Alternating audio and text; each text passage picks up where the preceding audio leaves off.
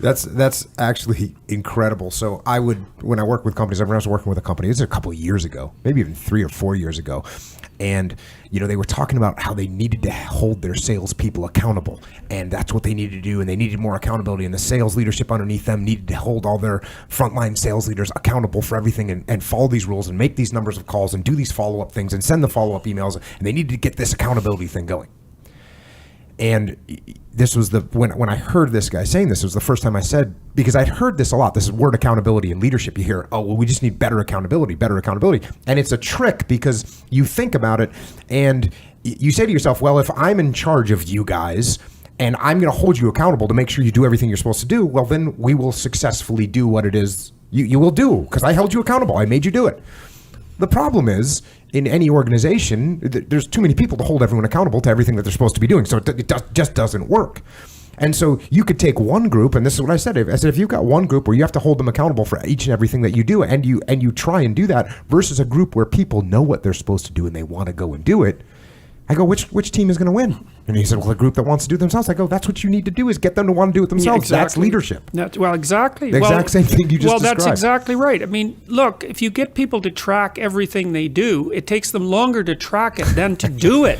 Plus, they hate it. They hate it because they're not being trusted, and it's the most terrible, dull administrative work. And it just kills people who are actually productive because they're driven crazy by that. It's like, leave me the hell alone so I can do my work, and so, yeah, so there's something that, here's an interesting little fact that I think is really cool. I found this out, this is from the psychological literature. So I've been interested in how to increase people's motivation for a long time, and there's a nice literature on that. And part of it was created by Latham and Locke, Gary Latham and Edwin Locke.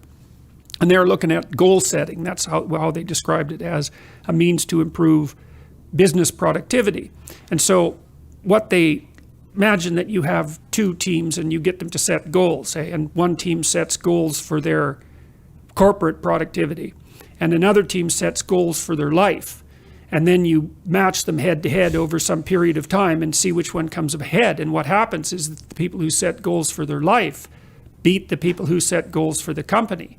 And so that's really good. And then there's a variety of other literatures that support that kind of hypothesis, but it's very, very worthwhile thinking that through, because what you want, if your company is structured properly, you want people in it who have a life, right? So they're aiming at things that they think are valuable, because they're just not going to be motivated, period, unless they're aiming at things they think are valuable. And then you want their loyalty to the company to be nested inside that. So they have to see that working there, no matter what it is that they're doing, and often jobs are repetitive and dull and difficult and challenging and all of that, or you wouldn't be paid to do them, right? They're not all fun and games. But if you can see that the less intrinsically interesting things that you're required to do are related in some directly intelligible way to goals that you regard as valuable, then that tags those activities with this dopaminergic kick that we were talking about earlier. So you need this hierarchy of values, right? Just like, here's what I'm doing with my life. Here's why my job is important to that. Or maybe it isn't, and then you have to quit and go find a new job, but that's fine. But, because you might discover that too. And so we started trying to formalize this when at the same time that I also realized something that I've never recovered from realizing, I think. So I teach students, usually for this class, it was 3rd and 4th year students. And so this is at the University of Toronto. They're pretty smart kids. It's a hard university to get into, and they're pretty disciplined, and they're actually quite conservative, all things considered. And I was teaching them about stories and about the fact that our life is a story with a goal and a purpose and a beginning point. And I was encouraging them to develop their own stories. So I had them write an autobiography, and they really got into that. That was quite amazing. To identify, to break their life into epochs, and then to describe the important episodes in each epoch, both positive and negative, and what they might do to reduce the possibility of the negative in the future and to capitalize on the positive, which is the purpose of memory, by the way. And then also to write a plan for the future. And so we formalized that. So the plan is, okay, first of all, you have to get yourself in the right mindset. And the mindset is you're trying to take care of yourself like you would care for someone that you cared for. That's a hard mindset to get into because people like their pets better than they like themselves often. And then you have to have a vision. And so the vision would be, well, okay, 3 to 5 years down the road, if your friendship networks were configured properly, what would that look like? If you were pursuing the career that would be appropriate for you and sustaining for you, what would that look like? How are you going to educate yourself? How are you going to take care of yourself mentally and physically? What do you want for an intimate relationship? And how are you going to handle temptations like alcohol and drug abuse? Because they take people down pretty frequently. So all you have to do is think about, okay, what could that be like if you had what you needed? Not some wild fantasy, but realistic in what you needed. So that's the first part. And then, okay, now write for 20 minutes about what your life could be like 3 to 5 years down the road if all of this came together. And then now do the opposite. So imagine all your weaknesses and all the ways that you can go down the wrong path. And then imagine that gets the upper hand. Then imagine where you are in 3 to 5 years.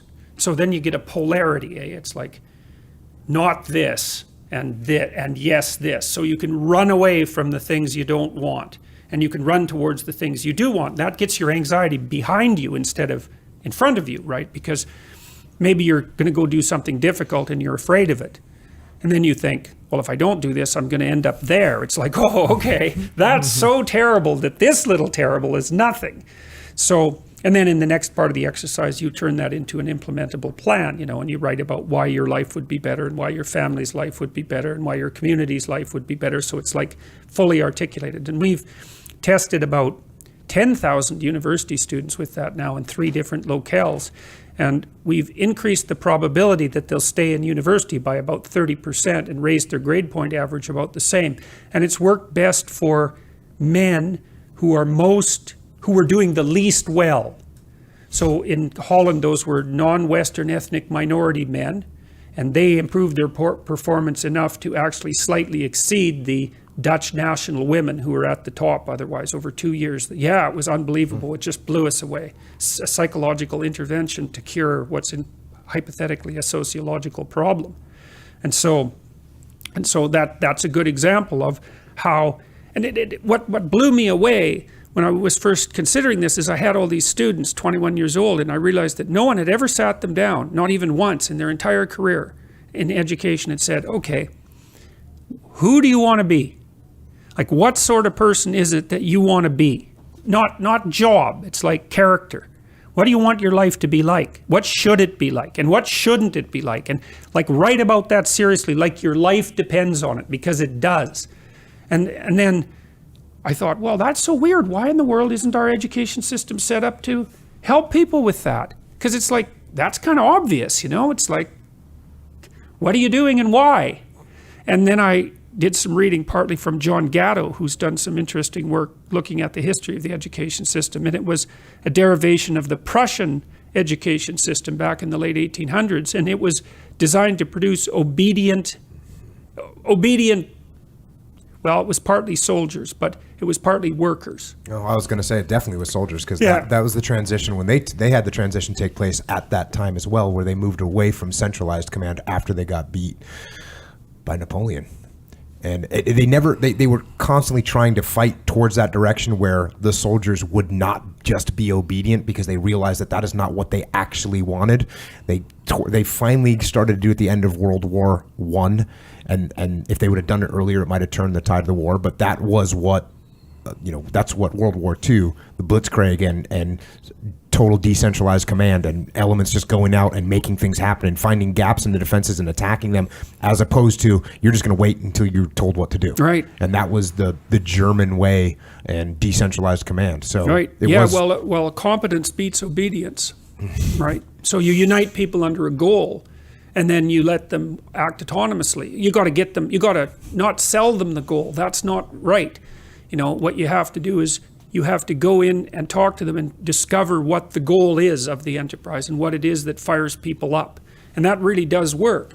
And the idea that capitalism is essentially crooked and it's the people who are pulling the wool over other people's eyes who win. It's like, well, now and then there's a criminal action and the person gets away with it, so to speak, although people get away with a lot less than they think.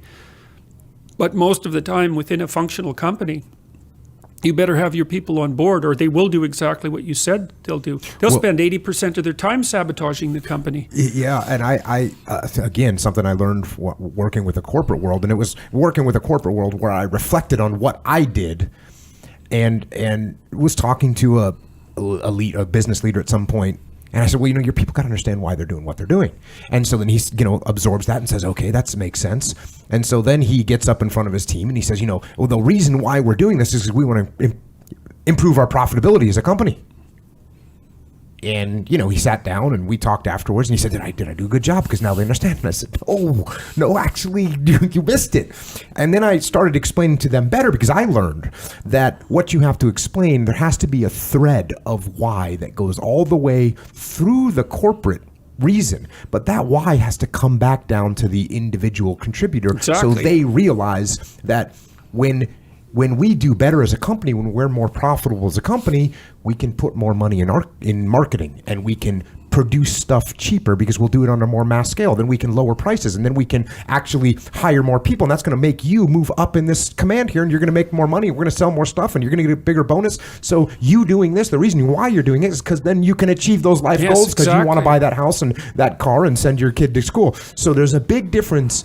You need to make sure that the people understand why they're doing it, not for the corporate reason, not for the mission reason, but for why it's going to help them. The exact same thing you just said. Yeah, of course, it's also really helpful too if your corporation has, I hate to use the word vision because that's, turned into a buzzword, but, it's often that you're working in a company where worthwhile things are happening, exciting and worthwhile things, and you're trying to, make something better at a lower price, let's say.